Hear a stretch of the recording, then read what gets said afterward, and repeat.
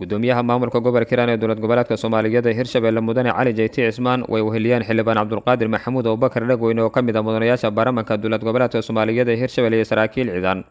ayaa gaaray deegaanka Darde ee hoostaga degmada Jallaqsi ee gobolka Hiiraan kana mid ah deegaanadii ugu dambeeyay ciidamada dowladda iyo kuwa dawladda deegaanku ay ka saareen qawaariijta arxanka daran argagixisada Al-Shabaab. gudoomiyaha gobolka Hiiraan Cali Jeyti Cismaan iyo xildhibaan Cabdulqaadir Maxamuud Abubakar Dhagweyne ayaa kulan la qaatay qaybaha kala duwan ee bulshada ku dhaqan deegaanka Dardo. kulanka gudoomiyaha gobolka Hiiraan Cali Jeyti Cismaan oo la qaatay maamulka degmada Jallaqsi ee qaybaha kala duwan ee bulshada deegaanka Dardo ayaa ku saleysnaa isxogwareys oo ka aadan xaaladda amni iyo midda nololeed ee bulshada deegaankaasi haysato oo ku urgalayay gudoomiyaha gobolka Hiiraan Cali Jeyti Cismaan iyo sidoo kale dardargelinta bulshada deegaankaasi kaalinta ay ka qaadanayaan halkan kadib u xireynta deegaanka lagu cirib tirayo haraadiga qawaariijta arxanka daran ee argagixisada Al-Shabaab ee ka socda deegaano hoostaga degmada Jallaqsi ee gobolka Hiiraan. gudoomiyaha degmada Jallaqsi ee gobolka Hiiraan Nuur Maxamed Absuga Nuur Reere iyo qaar ka mid ah qaybaha bulshada deegaanka Dardo ayaa madasha si wadajir ah kelmado soo dhaweyn uga soo jeediyay waxayna faahfaahin kooban ka siiyeen gudoomiyaha gobolka Hiiraan Cali Jeyti Cismaan caqabadaha haysta bulshada deegaanka Dardo ee loo baahan yahay in sida uu dhaqsiyaha badan wax looga qabto ayagoona bogaadiyay gudoomiyaha gobolka Hiiraan Cali Jeyti Cismaan doorka hogaaminada uu ka qaatay in laga dulqaado cadawgii dhowr iyo 10 sano ee la soo dhaafay haysta bulshada Dardo iyo nawaaxigeeda. maanta waxaa noo yimid oo marti noo ah gudoomiyihii gobolka Hiiraan gobolka oo xukuumadda ka mid tahay degmadan wax badan oo halkan ku soo jiray anta wuxuu joogaa koonihii Hiiraan waa gudoomiye xafiis inuu fariista loogu talagalay ma ku sinaana halkanka oo maanta meeshaan xawaadlo oo maraayo ninkii soo curiyo waay wax kale la isku imaan waxaa la iskugu yimid in la wada tashto la isxog waraysto meesha ay ka dhiman tahay laga dhameystiro gacmaha la isqabsado. gudoomiye mar labaad gudoomiye shacabkii degmada Dardo iyo degmada Jallaqsi iyo deegaanka Dardo si hagar la'aan ah oo qalbi fiyow oo caafimaad qaba sidii walaal looga bartaa ayay hadday tahay dagaalkana u galeen gabdhaha kama harin qolkiiba 100 dagaalka way garab istaageen. baayida lahayda oo labaad waa inana isbitaal lahayn waa inana lahayn haddii rabbi kuuro yahay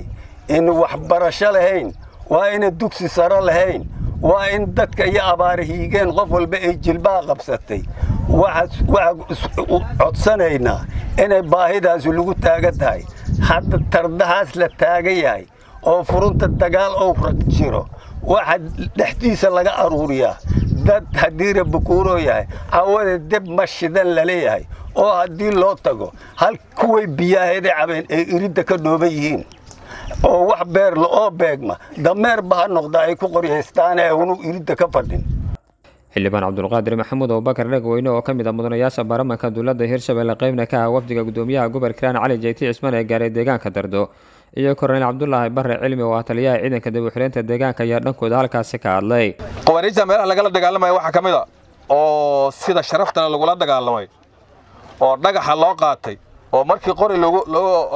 qoryaha lagu la dagaalamay dhagax la garabka laga tuuray dhinaca askarta ka dagaalamaysa ama dhinaca kale dhagax laga tuuray waxa kamid ah deegaanka Ceelay. waxaan soo xasuustay marka laga yimaado deegaanka Ceelay oo dagaal xun oo ka dhacay deegaanka labaad oo dhagax iyo qoray iyo ul wax kasta lagu la dagaalamay deegaanka Dardo.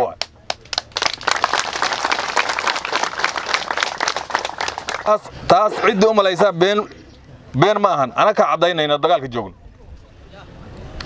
waxaan rabnaa reer Dardood maadaama uu joogo gobolka gobolka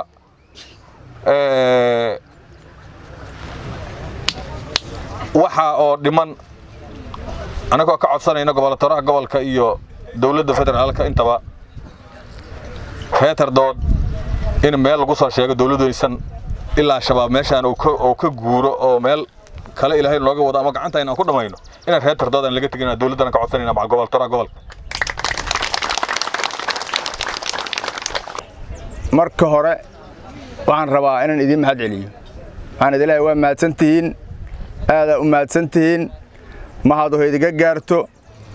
sababtu waxay tahay gacanta la idin soo taagtay aduguna waa qabateen sababtu waxay tahay cadowgaas aad gara kartaan wuxuu yahay arxan laawayaasha ah jihaadka sida aad uga soo dhalaasheen waxaan idin leeyahay waa mahadsantihiin taas marka aan ka gudbo meeshaan deegaanka Tardood haddii aanan nimanka qawaariijta ayna joogi lahayn maanta indhaha ay leedahay ma lahaateen waxa dib u dhigay noloshii dib u dhigay in caafimaad yimaado u diiday waxa gara kartiin inay ahaayeen nimanka cadowga waxaan rabnaa aniga gaar ahaan waxaan ahay xildhibaanka ka soo jeeda deegaankan iyo deegaamada inta badan la soo xureeyay iyo hadda kuwa la joogaba dadkayga in caafimaad ay soo gaaro oo ay caafimaad helaan oo biyo nadiif ay helaan waxyaabaha gaarka nagu ah in anaga aan ka shaqeyno ay tahay marka waxaan idin leenahay gacantiina aad ku ceel baxdeen nimankaas qawaariijta in la dhameystiro nolol kasta waxay ku xiran tahay in la dhameystiro ayagana dhameystiro waana dhameystirayna haddii ilaahay yiraahdo sida wanaagsan oo aad qalbiyadiina u muujisaan isku garab taagatiin muddo yaraan noo dhiman in isku garab taagnaatiin horta marka koobaad waa iga codsanaynaa waxaan rabaa dadka deegaanka Tardood caafimaadna waa helaysaan waxbarashana waa helaysaan haddii ilaahay yiraahdo labadaba waa keenin gudoomiyaha gobolka Hiiraan Cali Jeyti Cismaan ayaa bulshada reer Tardood uga mahad celiyay doorka ay ka qaataan halgan ka dib u xireynta deegaanka lagu cirib tirayo haraadiga qawaarita arxanka daran argagixisada Al-Shabaab ee ka socda deegaano hoosaga deegaanka Tardood ee gobolka Hiiraan waxaana uu ballan qaaday gudoomiyaha Cali Jeyti Cismaan in wax laga qaban doono baahiyaha ay soo gudbiyeen bulshada deegaanka Tardood isagoo kula dardaarmay bulshada deegaanka inay ku dhiiradaan dagaalka lagula jiro qawaarita arxanka daran argagixisada Al-Shabaab ee ka socda deegaanada hoosaga Tardood iyo waliba gudaha Soomaaliya laga cabanayaa caafimaad waxa laga cabanayaa biyo waxa laga cabanayaa waxbarasho waxa laga cabanayaa baahiya laga cabanayaa biidnillaahi alkariim waxaan idin cadeynayaa haddii alla idmo qof shabaab intii nooshaan uma dhiman doono maanta meel ku qora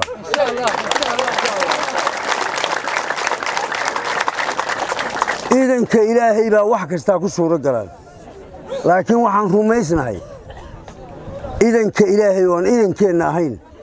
inta shabaab joogan shabaab oo ka sheekeynaya hadii alla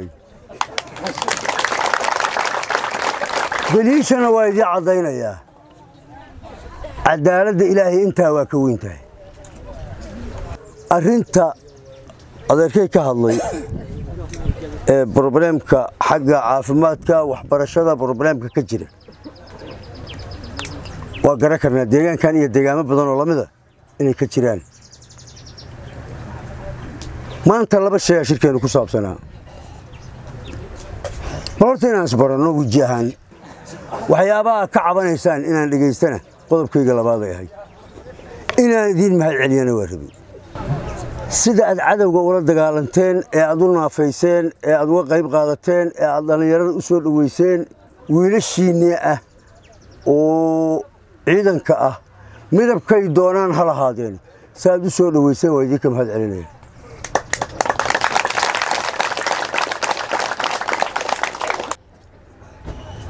cadawga saad isaga celiseenna mar labaadaan idinka mahad celinaya